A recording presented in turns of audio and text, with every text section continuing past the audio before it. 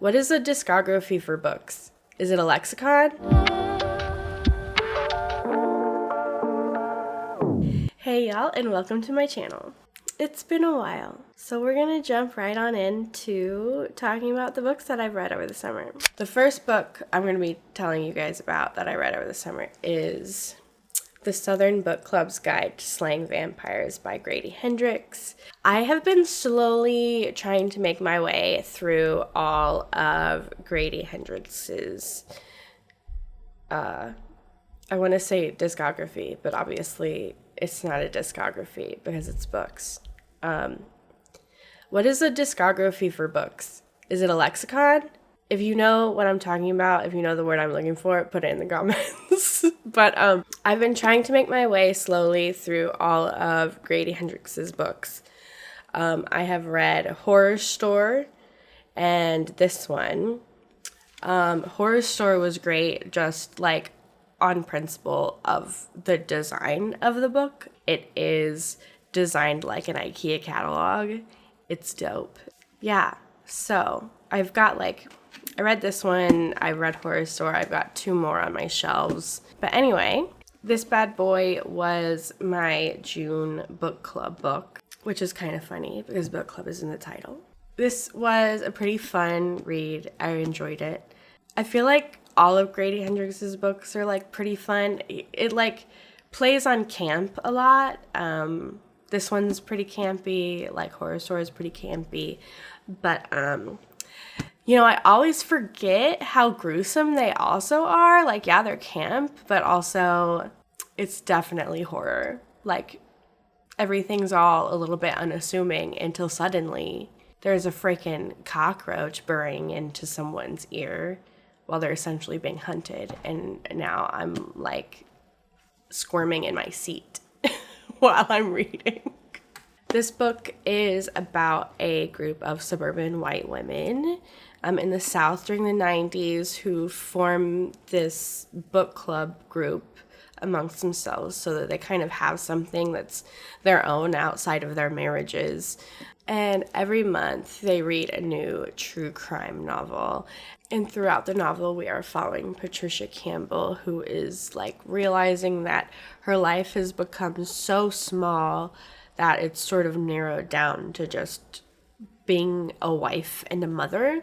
And so this book club is a nice way for her to have something that's her own and remember that she has an identity outside of those things. And things start picking up when this new single guy moves into the neighborhood and takes a liking to Patricia and her family. Things just sort of unravel from there, right? It explores socioeconomic factors in regards to where the monster of this book hunts. It also plays around with gut instincts, and a lot of the times you're like, girl, what are you doing? You're so stupid. I don't remember everything that she does in the beginning, but it's why are you giving this man money? Why are you taking him to the bank? Why are you co-signing things for him? You don't know this man. But also at the same time, you're yes, women were raised to be helpful and useful. So it's on some degrees you kind of understand it, but also you're girl, please use your brain.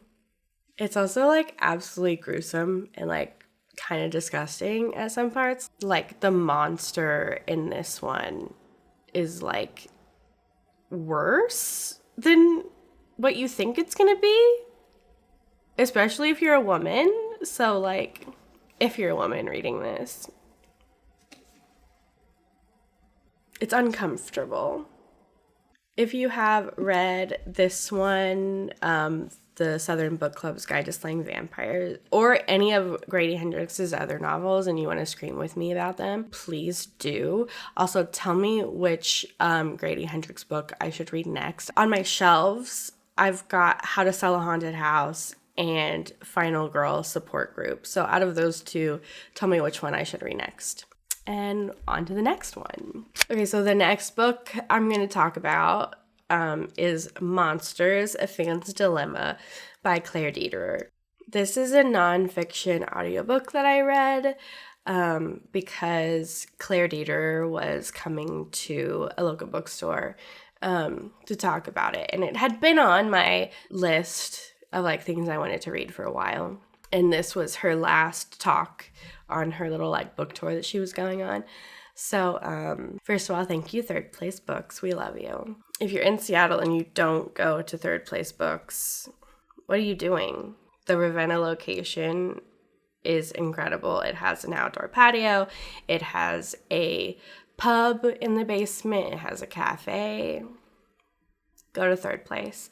Not sponsored, just me telling you, support local bookstores. I really enjoyed this one. It made me cry. Well, a lot of nonfiction books make me cry, but this one, it's about sort of the intrinsic narrative and connection we all have to art and the artist who makes the art that we love and how it's hard to disconnect the two. And like, what do we do with the love that we hold for the art made by monstrous people? And in this case, mostly monstrous men. However, there is a chapter about J.K. Rowling, which is the one that made me cry the most because Harry Potter was a part of very, very formative years of my life. I, went to the midnight book release of like Barnes & Noble for The Deathly Hallows when it came out. So, and then, all of the midnight premieres for the movies. And I went to LeakyCon, if you know what that is. In 2011, there's this Harry Potter convention. So yeah, like Harry Potter was a big part of my life. And then J.K. Rowling coming in and steamrolling everything that the book stands for and everything that has already been co-opted by the fans really sucks. So that got me real good.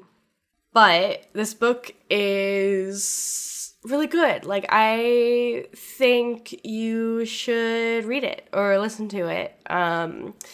The audiobook is really good because Claire Dederer herself narrates it. And I always like audiobooks better when the actual author also narrates it. Also, another thing that I really enjoyed about this book is that Claire Dederer is from the Seattle area. And I really like reading books that take place in this area. I love when books talk about places that I know about. And this is one of them. So that was really fun for me to be like, oh, I know where that is. I have been there. I was just there 2 days ago. So yeah, I highly recommend giving this one a read or listen. Absolutely.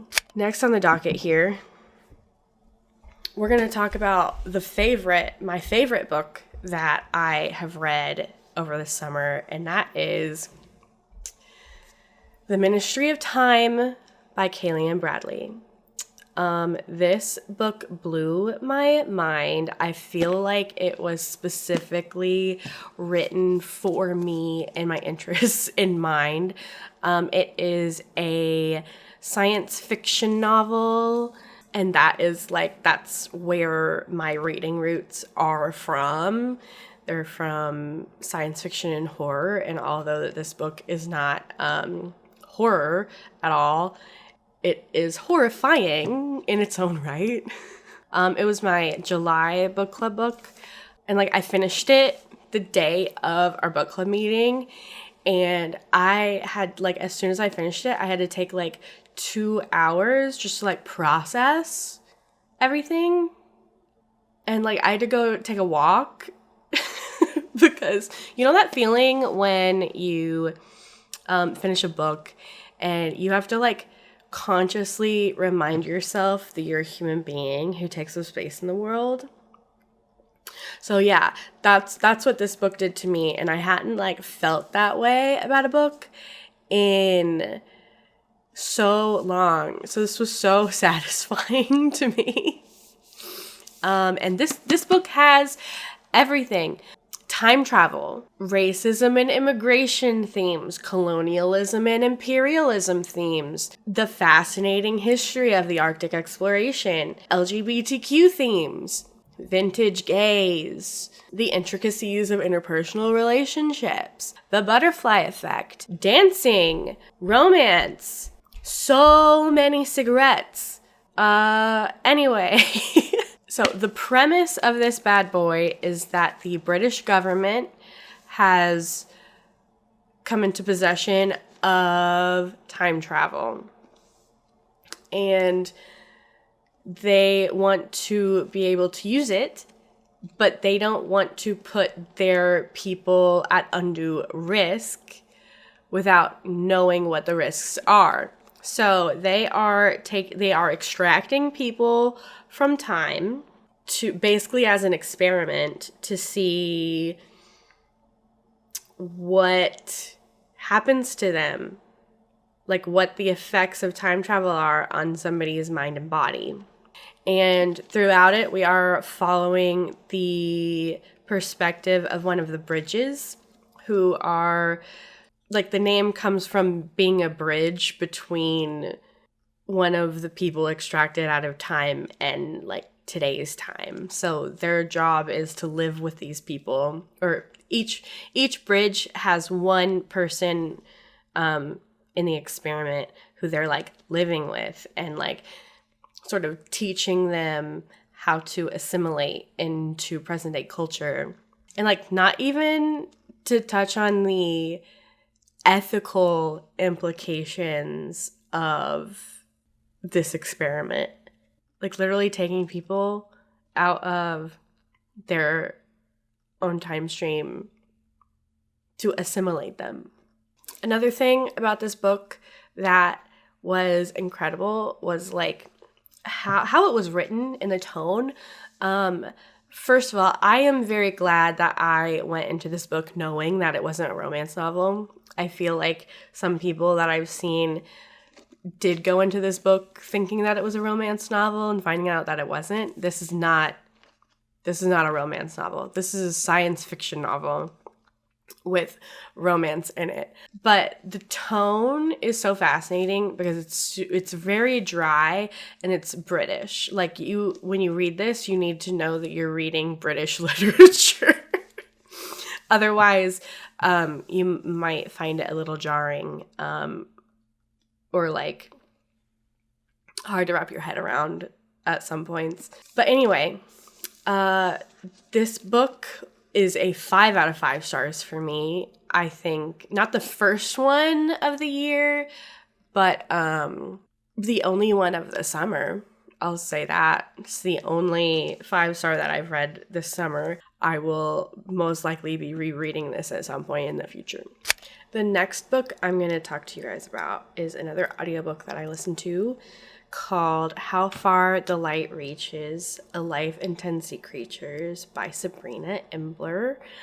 This is another audiobook that I listened to that is narrated by the author. This is a collection of essays by a queer mixed race author who beautifully blends sea creatures with metaphors about the, like, queer mixed race and trans experience, really. And it also touches on the experience of being a non-male in a predominantly male-dominated industry. It was heart-wrenching. I cried almost once a chapter, probably. At least once a chapter, I cried. And I highly, highly recommend reading this or listening to it if you are interested in hearing about people's experience, and if you like beautiful prose It is very poetic at points, but it also doesn't pull any punches either. Read this if you're into marine biology. I learned a lot of sea creature facts. There's a whole chapter on cuttlefish, giant squid. Oh, God. Yeah, I forgot about that. There's also, like, themes of, like, motherhood and womanhood while also being wrapped up in the trans experience. Oh, it's just, like, beautiful. I gave this 4 stars out of 5. I highly recommend reading to it or listening to it because the audiobook's incredible. Last up on our journey here is the last book I read in August, right? Yeah. Last Call at the Local by Sarah Grunder Ruiz. This is a book that I read for the Radical Romance Book Club. Yeah, I actually did not attend this book club meeting, but I'm very glad that I read the book because it was very, very good. But anyway, Last Call at the Local is a romance novel between a singer-songwriter with ADHD and a pub owner in Ireland with a severe case of OCD. This book starts when our singer-songwriter Rain Hart from Boston is busking around Europe, lands in Ireland, and gets all of her things stolen right from under her. She has nothing except what she has on her body and in her pockets. So she goes into this pretty empty pub to see if she can charge her phone so that she can get a hold of her family to ask them for help that she really doesn't want to ask for. And then enters our charming pub owner, Jack Dunn, who ends up offering her a job as the pub entertainment coordinator to sort of like bring the pub to life. But the first chapter is very, very fun because the whole time you don't know that Jack Dunn is actually the owner of the pub. Or I guess I should say she doesn't know the whole time that Jack is actually co-owner of the pub that she's in while they're flirting up a storm. It's very cute. The deal is for her to work as the entertainment coordinator until she either finds all of her stuff that was stolen or makes enough money to replace all of her gear that was stolen so that she can go, play music again. And from there, you get to see these two slowly fall in love with each other and navigate their relationship and navigate what it's like to be in a relationship with somebody who's mentally ill and neurodivergent, and who also both of them have completely different lifestyles. So it's really nice seeing two people navigate being in love and accommodating each other in such beautiful ways. I really loved it. You will really love it if you like diversity in your romance novels, if you like to see people realistically navigating interpersonal relationships, if you like people setting realistic boundaries for themselves, if you have intimacy issues based in your mental illnesses or in your neurodivergency. Yeah, I think this is a good one. And that is it for the books that I read over the summer. I thought that I was going to get Stone Blinded for the summer, but I didn't. It's the first book that I read in September. So that'll be on the next wrap-up video. In the meantime, spooky, misty, overcast season is coming to the B&W. We call it the Big Dark. But that also means that, misty, moody, foggy forest time is upon us, and that's the vibe of the books that I've been reading recently. So I'm probably going to do something with that. Big forest vibes. Also, the vibes I'm going for in my books right now are like folklore-y or like a little bit spooky. Not really like full-on horror, but I think that's coming my way soon. We'll see. I'm excited for what's to come in my reading journey for the rest of the year. So you'll be along for that ride. Please comment, like, subscribe, and I will see you in the next one.